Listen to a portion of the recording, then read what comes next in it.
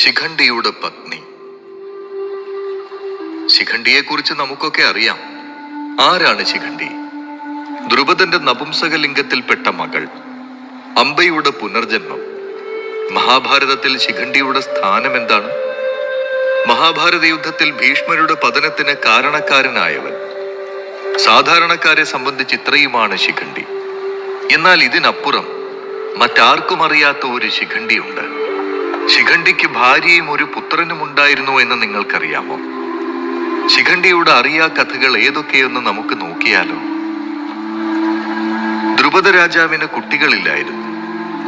സന്താനലബ്ധിക്കായി രാജാവ് ശിവനെ തപസ് ചെയ്തു. ദ്രുപദന്റെ തപസ്സിൽ ശിവൻ പ്രീതനായി. രാജാവിന് മുന്നിൽ ശിവൻ പ്രത്യക്ഷപ്പെട്ടു. ദ്രുപദൻ ഭക്തിപൂർവം അദ്ദേഹത്തെ വന്ദിച്ചു. നിന്റെ തപസ്സിൽ നാം തൃപ്തനാണ്. നിനക്കെന്തു വരമാണ് വേണ്ടത്? മഹാദേവൻ രാജാവിനോട് ചോദിച്ചു. ഭഗവാനെ, എനിക്ക് പുത്രഭാഗ്യമില്ല. പുത്രന്മാരില്ലാത്ത രാജാവ് പ്രജകൾക്കിടയിൽ പരിഹാസ്യനാണ്. അനന്തരാവകാശിയില്ലാതെ എന്റെ തലമുറ അന്യം നിന്നു പോകും. മരണാനന്തര കർമ്മങ്ങൾ ലഭിക്കാതെ എന്റെ ആത്മാവ് മോക്ഷം കിട്ടാതെ അലയും. അതിനാൽ പുത്രഭാഗ്യത്തിനായി അങ്ങെന്നെ അനുഗ്രഹിക്കണമേ. രാജാവ് ശിവനോട് കൈകൂപ്പിക്കൊണ്ട് പറഞ്ഞു. രാജാവിന് പുത്രഭാഗ്യമുണ്ടാകട്ടെ എന്ന് ശിവൻ അനുഗ്രഹിച്ചു. ദ്രുപദന് 3 മക്കൾ ജനിക്കുമെന്നും അതിലൊരാൾ കന്യകയായ പുത്രനായിരിക്കുമെന്നും ശിവൻ അനുഗ്രഹിച്ചു. വരം നൽകിയ ഉടനെ ശിവൻ അവിടെ നിന്ന് മറഞ്ഞു. ശിവൻ അവസാനം പറഞ്ഞത് എന്താണെന്ന് രാജാവിന് കൃത്യമായി മനസ്സിലായില്ല. രാജാവ് തങ്ങളെ പുത്രഭാഗ്യത്തിന് ശിവൻ അനുഗ്രഹിച്ചു എന്ന് രാജ്യം മുഴുവൻ വിളംബരം ചെയ്തറിയിച്ചു. രാജ്ഞി ഒരു പുത്രിയെ പ്രസവിച്ചു. നിരാശരായ രാജാവും രാജ്ഞിയും പെൺകുട്ടിയാണ് പിറന്നത് എന്ന വിവരം പുറത്താരെയും അറിയിച്ചില്ല. വളരെ വിശ്വസ്തയായ ഒരു തോഴിയുടെ സഹായത്താൽ കുഞ്ഞിനെ ആൺകുട്ടിയായി വളർത്തി. ശിഖണ്ഡി എന്ന പേരും നൽകി. ദ്രുപദന് 2 മക്കൾ കൂടി പിറന്നു, ധൃഷ്ടദ്യുമ്നനും ദ്രൗപദിയും. ആൺകുട്ടിയായി വളർന്ന ശിഖണ്ഡി ദ്രോണരുടെ കീഴിൽ വിദ്യ അഭ്യസിച്ചു. അസ്ത്രശസ്ത്രാഭ്യാസങ്ങളിൽ ശിഖണ്ഡി വളരെ മികവ് പുലർത്തി. ക്രമേണ സകല അസ്ത്രവിദ്യയും പഠിച്ച ശിഖണ്ഡി ഒരു മികച്ച യോദ്ധാവായി മാറി. യൗവനത്തിലെത്തിയ ശിഖണ്ഡിക്ക് പല രാജ്യങ്ങളിൽ നിന്നും വിവാഹാലോചനകൾ വന്നു തുടങ്ങി. ശിഖണ്ഡിയുടെ കാര്യത്തിൽ എന്താണ് വേണ്ടതെന്ന് രാജാവ് ചിന്തിച്ചു.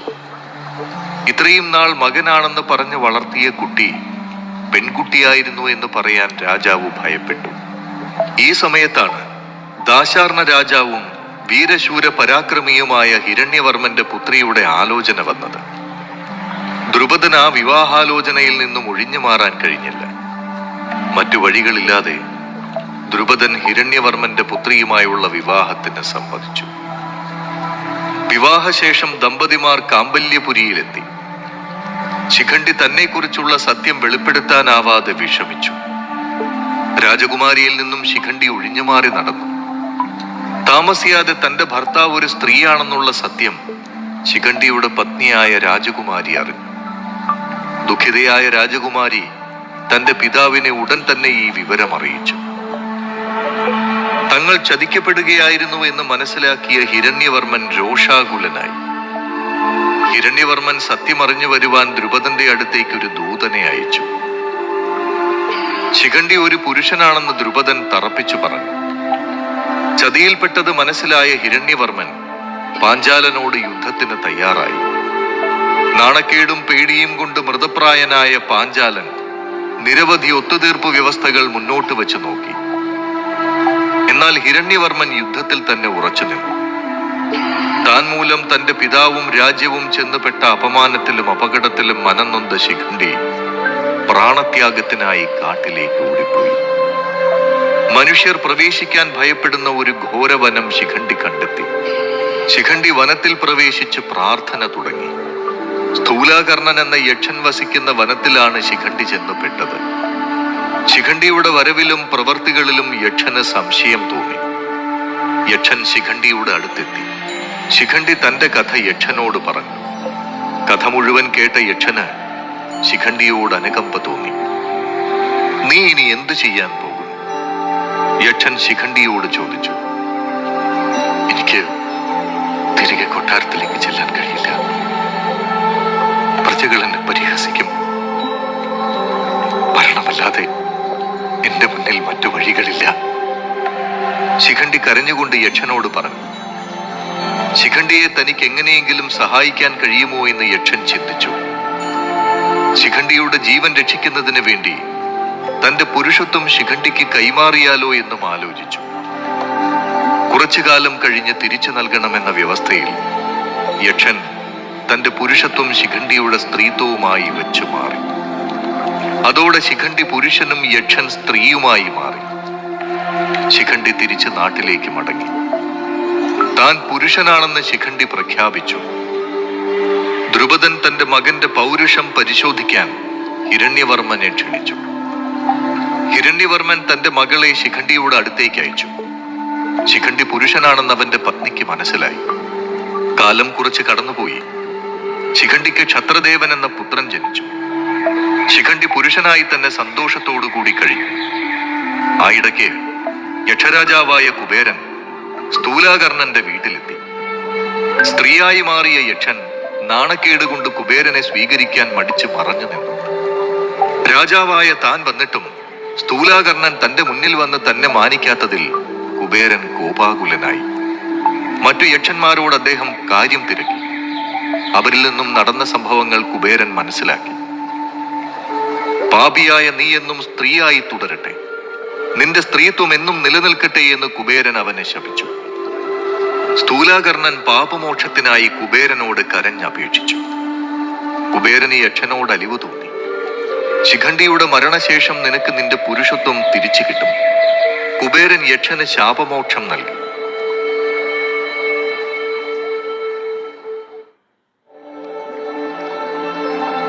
കാലം പിന്നെയും കടന്നുപോയി.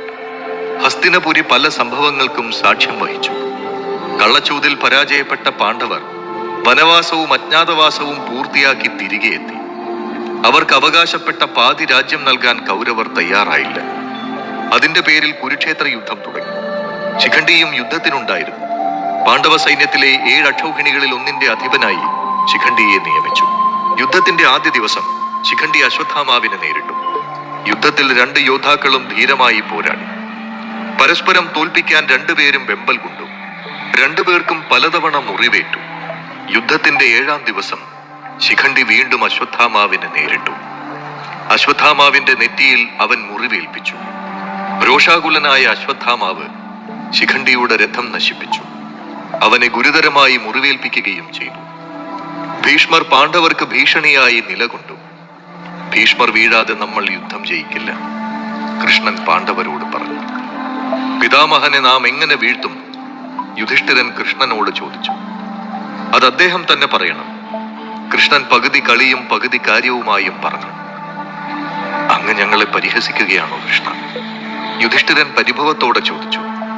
നിങ്ങൾ പിതാമഹനോട് ചോദിച്ചു നോക്കൂ, അദ്ദേഹം എന്താണ് പറയുന്നത് എന്നറിയാമല്ലോ. കൃഷ്ണൻ മറുപടി പറഞ്ഞു. യുദ്ധത്തിന്റെ 9-ാം നാൾ രാത്രിയിൽ പാണ്ഡവരും കൃഷ്ണനും പിതാമഹനെ കാണാനെത്തി. അവർ അദ്ദേഹത്തെ വന്ദിച്ചു. പിതാമഹ, അങ്ങ് ജീവിച്ചിരിക്കുമ്പോൾ ഞങ്ങൾക്ക് യുദ്ധം ജയിക്കാൻ കഴിയില്ല. ഞങ്ങൾ എന്താണ് വേണ്ടത്? യുധിഷ്ഠിരൻ ഭീഷ്മരോട് ചോദിച്ചു. യുധിഷ്ഠിരന്റെ ചോദ്യം കേട്ട് ഭീഷ്മർ പുഞ്ചിരിച്ചു. പിന്നെ കുറച്ചു നേരം ആലോചിച്ചു. ആയുധം പ്രയോഗിച്ച് എന്നെ പരാജയപ്പെടുത്താൻ ആർക്കും കഴിയില്ല യുധിഷ്ഠിര, അത് അസാധ്യമാണ്. ഭീഷ്മർ അവരെ അറിയിച്ചു. അങ്ങ് ജീവിച്ചിരിക്കുന്നതിൽ ഞങ്ങൾ ആകെ കഷ്ടത്തിലാണ് പിതാമഹ. അങ്ങയെ വധിക്കാൻ ഞങ്ങൾ എന്തു ചെയ്യണം? അങ്ങ് തന്നെ ഒരു പരിഹാരം പറഞ്ഞു തരണം. അത്യധികം വേദനയോടെ യുധിഷ്ഠിരൻ പറഞ്ഞു. മകനെ, നിന്റെ സൈന്യത്തിൽ ദ്രുപദപുത്രനായ ശിഖണ്ഡിയില്ലേ? പെണ്ണായി പിറന്നവനും പിന്നീട് ആണായി തീർന്നവനുമാണ് അവൻ. ആ ശിഖണ്ഡിയെ മുൻനിർത്തി അർജുനൻ എന്നെ എതിർക്കട്ടെ, ഭീഷ്മർ പറഞ്ഞു. അടുത്ത ദിവസത്തെ യുദ്ധത്തിൽ ശിഖണ്ഡി പാണ്ഡവ സൈന്യത്തിന്റെ മുൻനിരയിൽ അർജുനനൊപ്പം നിന്നു. അവർ ഭീഷ്മരുടെ നേരെ കുതിച്ചു. കൗരവ സൈന്യത്തിലെ യോദ്ധാക്കൾ ഇവർ ഭീഷ്മരുടെ അടുത്തെത്തുന്നത് തടയാൻ ശ്രമിച്ചു. പാണ്ഡവ സൈന്യത്തിലെ യോദ്ധാക്കൾ ശക്തമായ പ്രതിരോധം തീർത്തു. അർജുനനും ശിഖണ്ഡിയും ശക്തമായ ആക്രമണത്തോടെ ശത്രുക്കളെ നശിപ്പിച്ച് മുന്നോട്ട് നീങ്ങി. അർജുനനും ശിഖണ്ഡിയും ശത്രുനിരയെ കടന്ന് ഭീഷ്മരുടെ അടുത്തെത്തി. പിതാമഹ, ധൈര്യമുണ്ടെങ്കിൽ എന്നെ നേരിടുക, ശിഖണ്ഡി പറഞ്ഞു. ഭീഷ്മർ യുദ്ധം നിർത്തി. സ്ത്രീകളോട് ഞാൻ യുദ്ധം ചെയ്യില്ല, ഭീഷ്മർ പറഞ്ഞു. ഞാൻ സ്ത്രീയല്ല, പുരുഷനാണ്. എന്നോട് തോൽക്കേണ്ടി വരുമെന്ന് അങ്ങേക്ക് ഭയമാണ്. അങ്ങ് ആയുധമെടുത്ത് എന്നോട് പോരാട്, ശിഖണ്ഡി ഭീഷ്മരെ വെല്ലുവിളിച്ചു. നിന്നെ പോലെ ഒരുവനോട് യുദ്ധം ചെയ്യാൻ ഞാൻ തയ്യാറല്ല. ഭീഷ്മർ ആയുധം താഴെ വെച്ചു. ഈ സമയം ശിഖണ്ഡിയുടെ പിന്നിൽ നിന്ന് അർജുനൻ പിതാമഹന്റെ നേരെ അസ്ത്രമേതു. അർജുനന്റെ അസ്ത്രമേറ്റ ഭീഷ്മർ തന്റെ രഥത്തിൽ നിന്ന് താഴെ വീണു. യുദ്ധത്തിന്റെ 12-ാം ദിവസം ശിഖണ്ഡിയുടെ ഏകപുത്രൻ ക്ഷത്രദേവനെ ദുര്യോധനന്റെ മകൻ ലക്ഷണകുമാരൻ വധിച്ചു. യുദ്ധം തുടർന്നുകൊണ്ടിരുന്നു. 14-ാം ദിവസം ശിഖണ്ഡി കൃപാചാര്യനാൽ പരാജയപ്പെട്ടു. 16-ാം ദിവസം കൃതവർമാവിന്റെ അസ്ത്രം അവന്റെ കവചത്തിൽ തുളച്ചു കയറി. ശിഖണ്ഡി ബോധം കെട്ടു വീണു. ശല്യന്റെ മരണശേഷം യുദ്ധത്തിന്റെ 17-ാം ദിവസം പിൻവാങ്ങുന്ന കൗരവ സൈന്യത്തെ ശിഖണ്ഡി തകർത്തു. 18-ാം ദിവസം ദുര്യോധനൻ വീണു. പാണ്ഡവർ വിജയിച്ചു. യുദ്ധം അവസാനിച്ചു. 18 ദിവസത്തെ ക്ഷീണത്താൽ അന്ന് രാത്രി ശിഖണ്ഡി പടകുടീരത്തിൽ നേരത്തെ ഉറങ്ങി. ആ രാത്രിയിൽ അശ്വത്ഥാമാവും കൃപാചാര്യരും കൃതവർമാവും രഹസ്യമായി പാണ്ഡവപാളയം ആക്രമിച്ചു. ഇരുട്ടിന്റെ മറവിൽ അശ്വത്ഥാമാവ് ശിഖണ്ഡിയുടെ കുടീരത്തിലെത്തി. ഉറങ്ങിക്കിടക്കുകയായിരുന്ന ശിഖണ്ഡിയെ അശ്വത്ഥാമാവ് വാളുകൊണ്ട് വെട്ടിക്കൊന്നു.